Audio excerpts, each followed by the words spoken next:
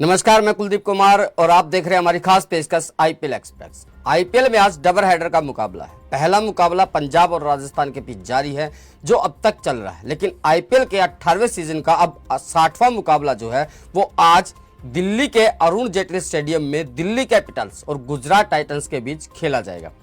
दोनों ही टीमें अभी भी प्लेऑफ की रेस में बनी हुई हैं। गुजरात की टीम सिर्फ एक और मुकाबला जीतेगी और इसके साथ अपनी जगह पक्की कर लेगी। तो वहीं बात करें अगर दिल्ली की, तो दिल्ली को अपने बचे हुए तीनों मुकाबले जीतने होंगे। दोनों ही टीमों की तरफ से अब तक इस सीजन में काफी अच्छा प्रदर्शन किया गया। ऐसे में इस मैच में किसका पलड़ा भारी रहेगा और कौन ये मुकाबला जीतेगा, ये मैच जब शुरू होगा तो पता चल जाएगा। दिल्ली की टीम की अगर बात करें तो पिछले कुछ मुकाबलों में वो संघर्ष करते हुए नजर आई है। दिल्ली के लिए यह मुकाबला न केवल जीत की लय हासिल करने का होगा, बल्कि अपनी गेंदबाजी की जो कमियां हैं उसको सुधारने का भी एक अवसर होगा। दिल्ली कैपिटल का हालिया अगर प्रदर्शन पर की बात करें तो चिंता का विषय वो बना हुआ है। पिछले 5 मुकाबलों की अगर मैं बात करूं तो पिछले 5 मुकाबलों में से 3 मुकाबलों में टीम को हार मिली है और एक मुकाबला जो है वो बारिश के कारण रद्द हुआ था और उसमें उनको एक अंक मिल गया था। इससे पहले जो 8 मई को जो मुकाबला खेला गया था पंजाब के खिलाफ धर्मशाला में जो मुकाबला हो रहा था, वो मुकाबला भारत और पाकिस्तान के बीच तनाव के कारण बीच में इस मुकाबले को स्थगित करना पड़ा था। इस घटना ने टूर्नामेंट पर भी थोड़ा सा असर डाला और कई जो विदेशी खिलाड़ी हैं वो अब वापस नहीं आ पाए हैं, जिससे दिल्ली की समस्याएं और भी बढ़ चुकी हैं। दिल्ली के सामने गुजरात जैसी एक मजबूत टीम है जिसको हराने की एक कठिन चुनौती आज दिल्ली के सामने होगी। गुजरात ने इस सीजन में शानदार प्रदर्शन किया है। उसकी ओर से बल्लेबाजी और गेंदबाजी दोनों ही चीजें संतुलित नजर आ रही हैं। बात अगर दिल्ली की करें तो दिल्ली को अब रणनीति बनानी होगी और अपनी रणनीति पर एक बार फिर से काम करना होगा, खास करके कि गेंदबाजी इकाई में, क्योंकि कई मुकाबले ऐसे गए हैं दिल्ली की तरफ से जहां पर जब स्कोर डिफेंड करने की बारी आई तो वहां पर गेंदबाज कामयाब नहीं हो पाए। इसलिए कह रहे हैं कि आज दिल्ली को एक बेहतर रणनीति के साथ उतरना होगा, खास करके अपनी गेंदबाजी पक्ष को मजबूत करना होगा। दिल्ली के प्रशंसकों को यह उम्मीद भी है कि दिल्ली इस मुकाबले के साथ वापसी करेगी और अपने घरेलू मैदान पर एक दमदार प्रदर्शन आज वो दिखा सकती है। तो दिल्ली का मौसम अगर बात करें तो पिछले 2-3 दिन से यहाँ रुक रुक कर हल्की हल्की बारिश दिन में हो जा रही है, कई बार रात को भी बारिश पड़ी है। तो आज का जो मुकाबला खेला जाएगा वो अरुण जेटली के मैदान पर होगा और वहां पर रात के समय क्या आज उसका प्रभाव रहेगा, ये टॉस जीतने वाली टीम पर डिपेंड करेगा। अगर टॉस जीतकर पहले कोई टॉस जीता है तो वो अमूमन गेंदबाजी की तरफ जाएगा, क्योंकि बाद में बल्लेबाजी करना यहां पर आसान हो सकता है। क्योंकि और यह भी अनुमान लगाया जा रहा है कि हो सकता है कि 8-9 बजे के आसपास या बीच मैच में कभी भी जो बारिश है वो खलल बन सकती है। तो एक और विलन है आज दिल्ली के सामने, बारिश। दिल्ली की टीम को और जो दिल्ली के प्रशंसक हैं उनको आज दुआ करनी होगी, पहले तो ये कि दिल्ली टॉस जीते, जो कि नहीं हो चुका है क्योंकि गुजरात ने टॉस जीत लिया है और पहले गेंदबाजी का फैसला यहां पर किया है। दूसरी दुआ यह करनी होगी दिल्ली की टीम को कि यह मुकाबला बीच में न रुके और बारिश इसमें खलन ना बने। पूरा अगर मुकाबला होगा तो दिल्ली हो सकता है इस मुकाबले में बाजी मार जाए।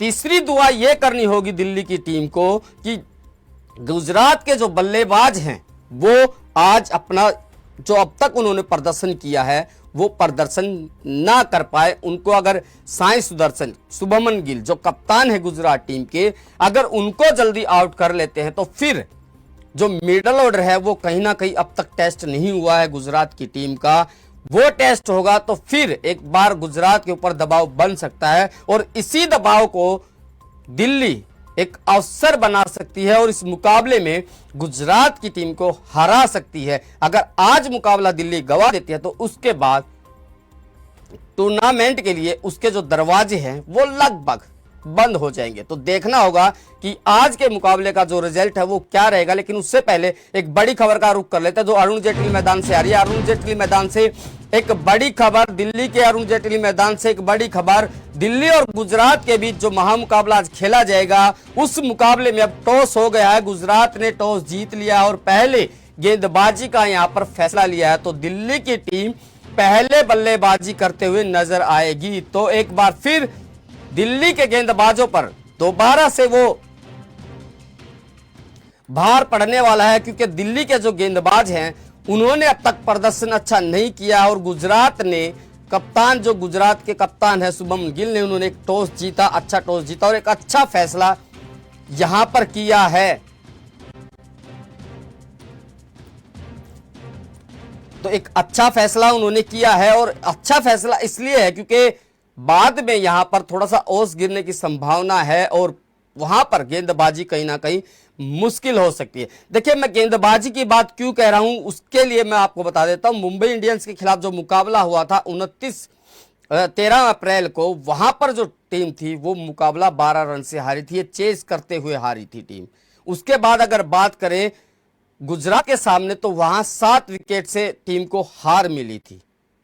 तो गेंदबाजी जो सबब बनी हुई है उसका ये एक कारण है कि गेंदबाज प्रदर्शन नहीं कर पा रहे हैं। उसके बाद बेंगलुरु के खिलाफ जो मुकाबला हुआ 27 अप्रैल को, वहां पर 6 विकेट से टीम को हार का सामना करना पड़ा था और कोलकाता के खिलाफ भी 14 रन से हारी थी।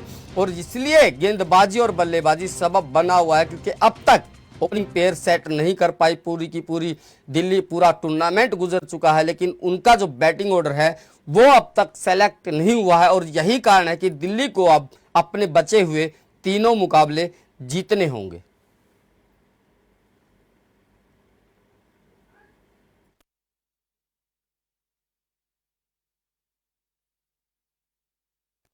तो एक बड़ा मुकाबला दिल्ली और गुजरात के बीच खेला जाएगा। यह मुकाबला दिल्ली के अरुण जेटली मैदान पर होगा। दिल्ली की कोशिश होगी कि आज का मुकाबला जीते और 15 अंक के साथ वो पॉइंट्स टेबल के जो टॉप 4 हैं उनमें वो अपनी जगह बनाए, क्योंकि मुंबई के अगर अभी बात करूं मैं तो 12 मैचों में 14 अंक हैं। अगर आज दिल्ली ये मुकाबला जीत जाती है तो फिर 12 मैचों में दिल्ली के 15 अंक हो जाएंगे और वो टॉप 4 में चली जाएगी। बात अगर नेट रन रेट की करूं तो नेट रन रेट कहीं ना कहीं दिल्ली का बेहतर है। अगर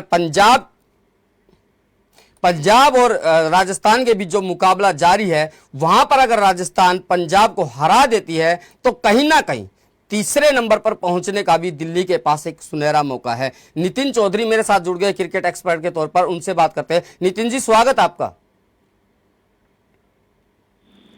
नितिन जी, मेरी आवाज मिल रही है आपको?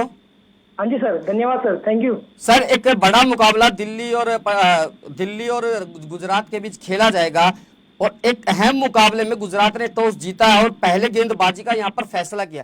पहले तो आप इस टॉस के निर्णय को कैसे देखते हैं? जो गुजरात ने जो निर्णय लिया है पहले गेंदबाजी करने का, बहुत अच्छा निर्णय लिया है, क्योंकि ग्राउंड छोटा है, बल्लेबाजी करनी आसान होती है वहाँ पे और रात के समय में वहाँ पे ओवर भी बढ़ती है, जिससे बाद में गेंदबाजी करने में बॉलरों को काफी दिक्कत महसूस होती है करने में और जिससे बल्लेबाज जो होंगे खुल के खेल सकते हैं। जी, एक और सर, क्या बारिश से कोई विलन बन सकती है आज के मुकाबले में? पिच रिपोर्टर में कहा गया था कि हो सकता है थोड़ी बहुत बारिश आ जाती है, तो अगर बारिश आती है तो वो दिल्ली के लिए कितना विलन साबित होगी, क्योंकि दिल्ली को आज हर हाल में ये जीत चाहिए सर। अगर मैं बात करूं दिल्ली की, तो दिल्ली शुरुआती दौरों में अच्छा खेल रही थी, उसके बाद उनकी लय बिगड़ गई। लेकिन अगर आज मैच नहीं जीत पाती है या फिर बीच में बारिश विघन डाल देती है तो दिल्ली के लिए काफी मुश्किल हो जाएगी, क्योंकि एक बहुत सुनहरा अवसर है दिल्ली का प्लेऑफ में क्वालिफाई करने के लिए और अगर बारिश होती है तो शायद उनका ये सपना टूट सकता है। जी, एक और है सर, आपने पहले कहा नितिन जी कि दिल्ली का टूर्नामेंट हमने जो देखा शुरुआत में दिल्ली ने अच्छे मुकाबले जीते, लगातार दिल्ली जो थी जीत दर्ज करी थी। पहले अगर 4-5 मुकाबलों की मैं बात करूं, पहले 4 मुकाबलों में लगातार जीत का चौका लगा, लेकिन उसके बाद से एकदम से जीत की पटरी से जो टीम उतरी है वहां से क्या ऐसा चेंज हुआ या कोई रणनीति ऐसी गलत बन रही है अब जो पार नहीं हो पा रही है? क्योंकि एक चेंजेस लगातार टीम में होने, क्योंकि ओपनिंग पेयर आप बना नहीं पा रहे हैं। कभी करुण नायर आपके लिए ओपनिंग करते हैं, कभी अभिषेक पोरेल को आप तीसरे नंबर पर भेजते हैं। क्या एक रणनीति अब तक तैयार नहीं हुई? क्योंकि अब तो आप टूर्नामेंट के बिल्कुल अंत में पहुंच चुके हैं। अगर अब भी आपके पास रणनीति नहीं है तो फिर आप ये टूर्नामेंट गंवा सकते हैं यहाँ से। जी देखिए, आपने बिल्कुल सही बात की कि अगर आप भी आपके पास रणनीति नहीं है तो आप टूर्नामेंट गंवा सकते हैं जी। शुरुआती तौर से बात करूँ कि टूर्नामेंट के शुरुआत से ही ओपनिंग पेयर बहुत खराब चला है दिल्ली का। उन्होंने बार बार फेरबदल किए हैं, कभी किसी को ऑस्ट्रेलियन ओपनर को उन्होंने चांस दिया, लेकिन वो भी कामयाब नहीं हो पाए। अभिषेक पोलर शुरुआत में पावर प्ले में रन बना के दे रहे हैं। करुण नायर ने एक मैच में रन बनाए थे, लेकिन उसके बाद वो भी कामयाब नहीं हो पाए। तो रणनीति कहीं कहीं ये भी है कि सामने वाली टीमों को दिल्ली के बल्लेबाजों की चाल पता लग गई है, वो भी उनके ऊपर काम करके आते हैं। और कहीं ना कहीं टॉप ऑर्डर और मिडिल ऑर्डर को अपनी जिम्मेदारी लेनी पड़ेगी और गेंदबाजी में भी कहीं ना कहीं उन्हें काम करना पड़ेगा, क्योंकि अक्षर पटेल बल्लेबाजी में और गेंदबाजी में दोनों तरफ से अपनी टीम को आगे लेके चल रहे हैं। लेकिन इसका काम बाकी खिलाड़ियों को भी अक्षर पटेल को उनका साथ देना पड़ेगा। जी, एक और नितिन जी, एक और बात है कि यहां से दिल्ली को क्या करना होगा कि वो क्वालिफाई करे, क्योंकि सर 3 मुकाबले बचे हुए, 13 पॉइंट्स उसके हैं अभी और 5वें नंबर पर वो खड़ी है। उनका जो मुकाबला है वो मुंबई से है, क्योंकि मुंबई 14 अंक 12 मैचों में 14 अंक के साथ चौथे पायदान पर है। पहली 2 टीमों का अगर मैं जिक्र करूं, आरसीबी और जीटी, लगभग इनका अब क्वालिफायर जो है वो तय है, क्योंकि 16 और 17 पॉइंट दोनों के हैं। उसके बाद नंबर आता पंजाब का। पंजाब के भी 3 मुकाबले बचे हुए सर, एक आज खेल रही है, अगर जीत जाती है तो उसके 17 अंक यहां से हो जाएंगे। फिर जो दिल्ली की जो टक्कर रह गई अब वो रह गई मुंबई के साथ। अगर आज का मुकाबला गवा देती है, उसके बाद उनको फिर मुंबई के जो बचे हुए 2 मैच हैं उन पर भी निर्भर रहना पड़ेगा, क्योंकि फिर उनको ये दुआ करनी होगी कि मुंबई अपना एक मुकाबला हारे और आप दोनों मुकाबले जीते। मैं बात करूं, बहुत इंपॉर्टेंट मैच है आज का ये दिल्ली के लिए, और काफी और निर्भर उन्हें दूसरी टीमों के ऊपर भी रहना पड़ेगा। और बात करूं मुंबई इंडियंस की, जैसे कि हम देखते आ रहे हैं कि मुंबई इंडियंस बहुत शानदार फॉर्म में चल रही है, अपने पिछले 6-7 मैच लगातार जीतती जा रही है। तो इस बात पर निर्भर रहना कि हम मुंबई इंडियंस को हरा देंगे तो ये बहुत मुश्किल काम है। लेकिन मैं यही कहना चाहूंगा कि दिल्ली के जो बल्लेबाज हैं उन्हें अब आगे रिस्पॉन्सिबिलिटी, आखिरी मोमेंट पे रिस्पॉन्सिबिलिटी लेनी पड़ेगी, चाहे अभिषेक पोरल हो, चाहे करुण नायर हो, चाहे अक्षर पटेल हो, चाहे कोई भी बैट्समैन हो, उन्हें अब आगे अपनी रिस्पॉन्सिबिलिटी को निभाना पड़ेगा, क्योंकि अब टूर्नामेंट बिल्कुल आखिरी दौर में आ चुका है। और अगर आप अब नहीं चलते हैं तो प्ले ऑफ से बाहर हो जाएंगे। बात रही कि उन्हें दूसरी टीमों के फैसलों पर, दूसरी टीमों के हार जीत पर निर्भर रहना पड़ेगा। बिल्कुल सही बात है, और बहुत कम चांस है कि मुंबई अपना आगे का कोई मैच हारे। तो दूसरों पर निर्भर रहने के बजाय दिल्ली को रणनीति बनानी पड़ेगी कि खुद अपने सारे मैच वो जीत कर जाए।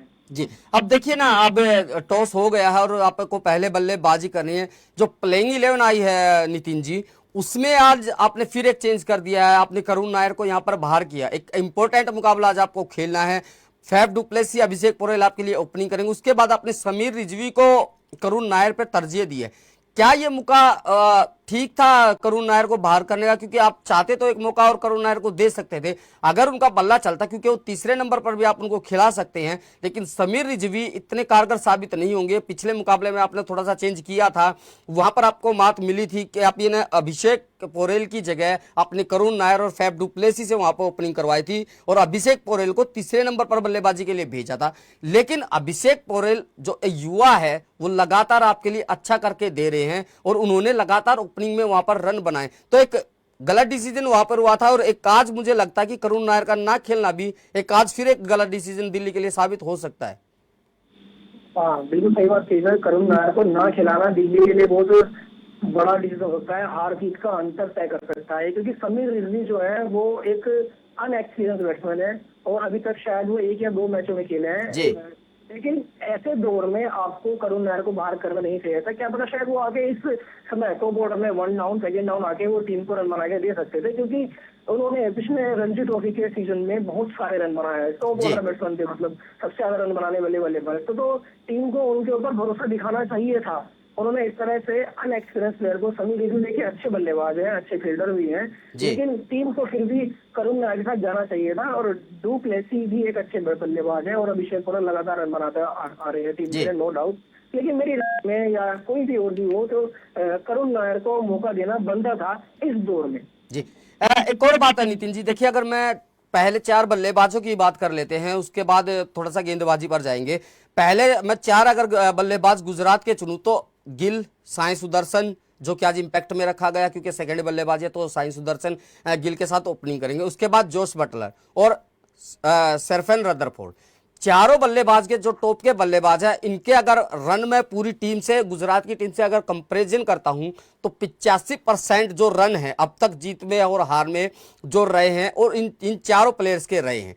और अगर दूसरी तरफ मैं देखूं फैफ डु प्लेसी, अभिषेक पोरेल, समीर रिजवी तो आज पहला या दूसरा मुकाबला खेलने से पहले उनको नीचे मौका मिला है। उसके बाद राहुल है आपके साथ, आपके 3 प्लेयर। अगर मैं इनका एक कंपैरिजन देखता हूं तो मुझे लगता है कि ये 3 बल्लेबाजों ने मुश्किल से 45 या 50 प्लस के आसपास आपका परसेंट के आसपास रन बनाए हैं। सबसे ज्यादा अगर रन बनाए तो अभिषेक पोरेल ने आपके लिए बनाए, फिर राहुल है आपके पास। फैफ डु प्लेसी बीच में ड्रॉप हो गए थे, फिर उनको दोबारा मौका मिला है, वो भी लगातार मुकाबले नहीं खेल पाए हैं, ये भी एक दिल्ली के लिए समस्या थी। तो क्या ये 4 बल्लेबाजों पर इन 3 बल्लेबाजों को पार पाना आज एक चुनौती होगी? क्योंकि अगर ये गिल और साई सुदर्शन बटलर चल जाते हैं तो फिर चाहे आप कितना भी बड़ा स्कोर कर ले वो उसको पार कर जाएंगे। लेकिन फैफ डु प्लेसी क्योंकि क्लास बल्लेबाज है सर, हमने उनका अंतर्राष्ट्रीय स्तर पर खेल देखा है, वो कहीं भी जाकर खेल सकते हैं, अच्छी एक पारी खेलते हैं। लेकिन राहुल को भी एक अपना गेम दिखाना होगा आज, क्योंकि वो भी पिछले 2-3 मुकाबलों से उस रंग में नहीं आए हैं। केवल एक उन्होंने जो 95 रन की पारी खेली थी उसके बाद से वो भी लय में नहीं है।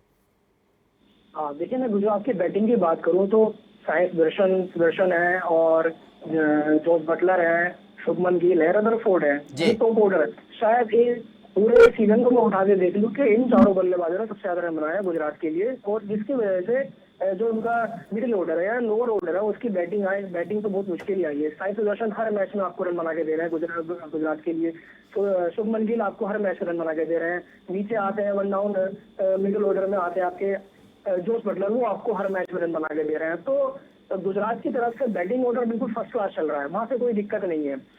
और बात करूं अगर मैं दिल्ली की बैटिंग की, तो वहां पे थोड़ा डाउट है कि जैसे कि डु प्लेसिस है, दुनिया भर में क्रिकेट खेलते हैं, T20 के बहुत अच्छे बैट्समैन है, लेकिन काफी टाइम वो मतलब बाहर बैठे रहे हैं, उसके बाद उन्हें मौका मिला है, थोड़े मैच में ढीले भी रहे हैं वो, लेकिन अच्छे बल्लेबाज है। और बात करूं मैं सबसे एक्सपीरियंस जो कि किसी भी टीम में और किसी भी ऑर्डर पे खेलने में माहिर है, केएल राहुल।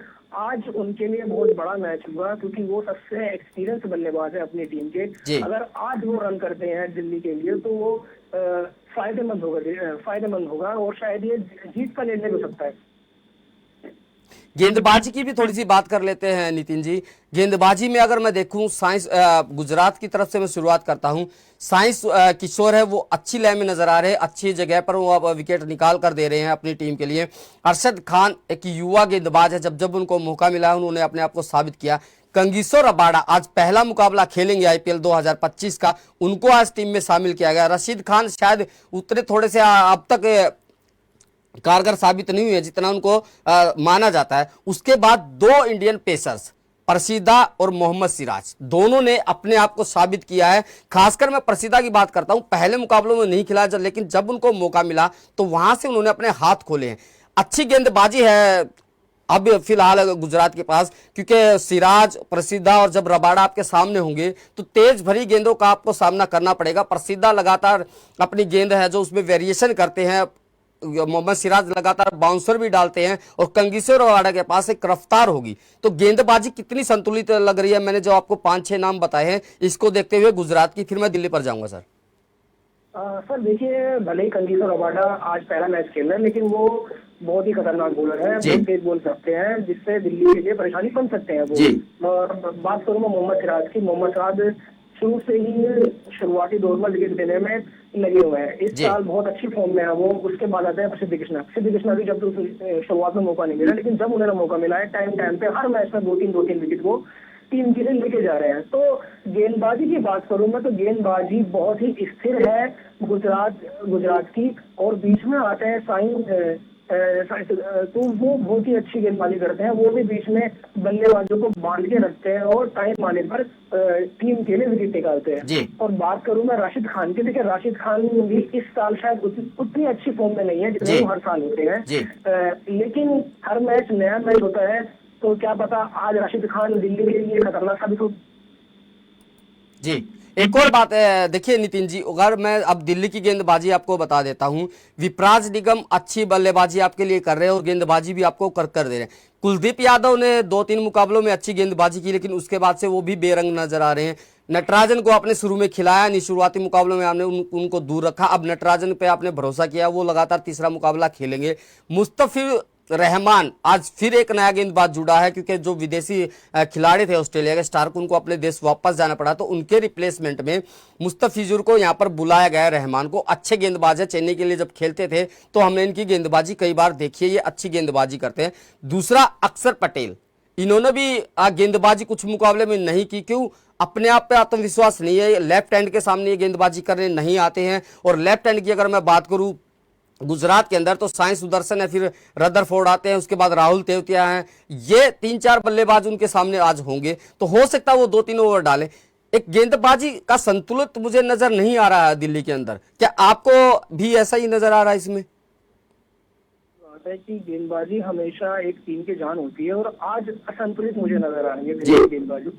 अक्षर पटेल कप्तान है, हर बार अपनी टीम को फ्रंट से लीड करते हैं, जब जब जरूरत पड़ती है वो टीम के लिए गेंदबाजी करते हैं और विकेट भी निकाल के देते हैं। लेकिन जब लेफ्ट हैंडेड बैट्समैन की बात होती है, वहाँ थोड़े से वो बेअसर नजर आते हैं। लेकिन मैं बात करूँ विपराज निगम की, जो कि बहुत अच्छे लेग स्पिनर है और टाइम के अंदर विकेट निकाल के देते हैं और बल्लेबाजी में भी टीम को पूरा सहयोग देते हैं। जी सही बात आपने, कुलदीप यादव अच्छे फॉर्म में नहीं चल रहे हैं। शुरुआत में बहुत अच्छे विकेट निकाल के दिए उन्होंने, बहुत अच्छी किफायती गेंदबाजी करके दी उन्होंने, लेकिन फिर वही बात के हर मैच नया मैच होता है और कुलदीप यादव बहुत अच्छे गेंदबाज है, तो वो कुछ भी कर सकते हैं और दिल्ली का ग्राउंड उनके लिए काफी अच्छा साबित भी हुआ है हमेशा से।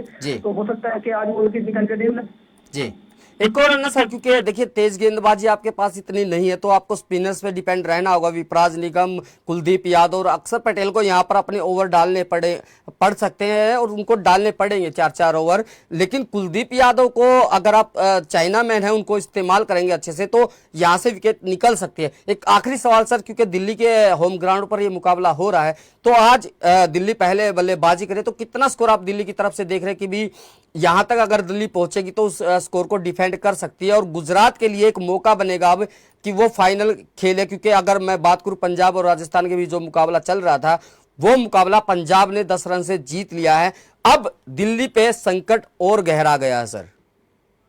देखिए, जैसे कि आपने बताया कि पंजाब ने मैच जीत लिया है, तो दिल्ली के लिए जीत हर हाल में आज चाहिए। अगर बारिश भी पड़ती है, बारिश में बाधा डालती है, तो तब भी उनका नुकसान हो सकता है। और मैं बात करूं कि अगर दिल्ली पहले बल्लेबाजी कर रही है, उन्हें अगर मैच जीतना है तो उन्हें कम से कम 220-30 रन इस ग्राउंड पर बनाने पड़ेंगे, क्योंकि ये ग्राउंड गेंदबाजी बल्लेबाजी के लिए दोनों के लिए हेल्पफुल है, मददगार है। बाद में इन्हें दिल्ली को गेंदबाजी करनी पड़ेगी, कोच पड़ेगी, फास्ट बॉलर को, स्पिनर को, दोनों को दिक्कतें पैदा होंगी।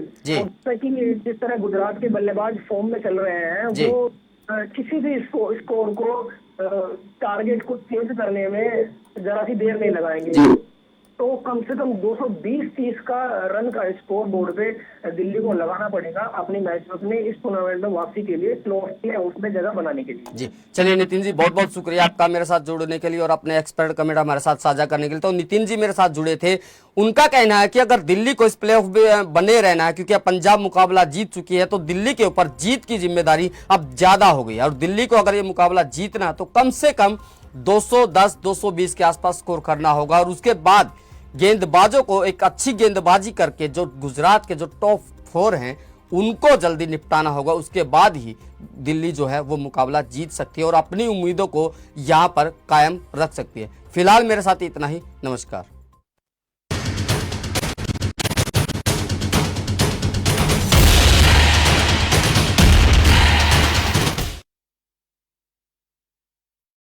उत्तराखंड देवभूमि जो अब समृद्धि की नई ऊंचाइयों को छू रही है।